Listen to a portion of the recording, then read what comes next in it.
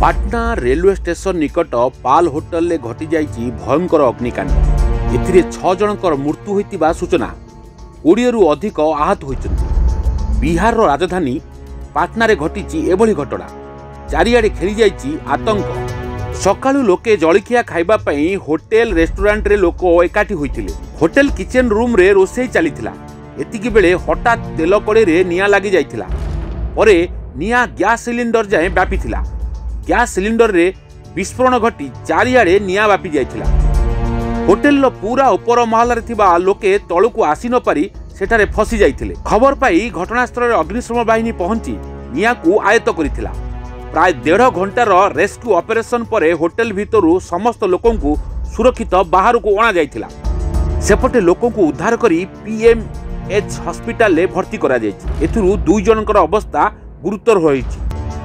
Bureau report NNS Odia.